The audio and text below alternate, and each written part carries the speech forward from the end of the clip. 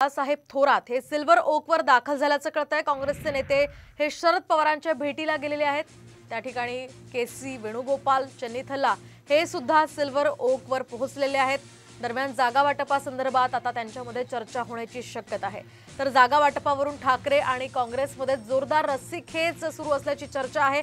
त्याच पार्श्वभूमीवर ही बैठक अतिशय महत्त्वाची आहे।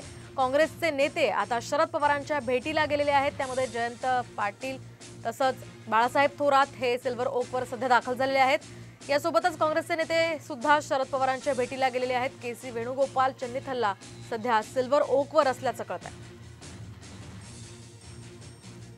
आणि या संदर्भात आपण अधिक माहिती जाणून घेऊयात आमचे प्रतिनिधी सूरज सावंत यांच्याकडून। सूरज, काय अधिकचे अपडेट्स या संदर्भात मिळतात? मोहिनी, नक्कीच या ठिकाणी आपण पाहतोय की काँग्रेसचे बडे नेते हे राष्ट्रवादी काँग्रेसचे सर्वेसर्वा शरद पवार यांच्या सिल्वर ओक निवासस्थानी दाखल झालेले आहेत। खरं तर कालच त्यांना या ठिकाणी सकाळच्या नाश्त्याचं निमंत्रण देण्यात आलं होतं आणि त्यानुसार केसी वेणुगोपालराव त्याचबरोबर रमेश चन्नीथला यांच्यासह बाळासाहेब थोरात आणि अन्य काँग्रेसचे बडे नेते हे आता सिल्वर ओकवरती दाखल झालेले आहेत। त्याचबरोबर राष्ट्रवादी काँग्रेसचे प्रदेशाध्यक्ष जयंत पाटील हे देखील दाखल झालेले आहेत। महत्त्वाचं म्हणजे निवडणूक आयोगाची आज महत्त्वाची बैठक आहे। आचारसंहिता केव्हाही लागू शकते।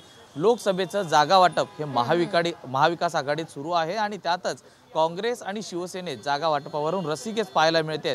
ज्या 6 जागांवरनं आजही रस्सीखेच चालू आहे त्या संदर्भात आज या ठिकाणी महत्त्वाची चर्चा होऊ शकते। तर दुसरीकडे आपण पाहिलं तर राहुल गांधी हे देखील ठाण्यात आलेले आहेत। आजच ते मुंबईत दाखल होणार आहेत। त्याचबरोबर महत्त्वाचं म्हणजे उद्या इंडियाची महत्त्वाची बैठक ही तेजपाल हॉलला होणार असल्याची देखील माहिती मिळत आहे। त्यामुळे या बैठकीला विशेष महत्त्व प्राप्त झाल्याचं पाहायला मिळत आहे। मात्र या एकूणच चहापानामध्ये शिवसेनेचं मात्र कोणी नाही आहे। यामुळे काँग्रेस आणि राष्ट्रवादी काँग्रेस याच्यातनं आज जागेचा तिढा सुटतो का हे एकूणच हा तिढा सुटतो का ते पाहणं अतिशय महत्त्वाचं असणार आहे।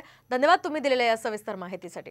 तर महायुतीच्या जागा वाटपासंदर्भात सुद्धा आज दिल्लीमध्ये महत्त्वाची बैठक होणार आहे। महायुतीमध्ये सध्या 10 जागांवर तणाव असल्याचं कळतंय। त्यामुळे आजच्या या दिल्लीतील बैठकीत अंतिम निर्णय होणार असल्याचंही कळतंय।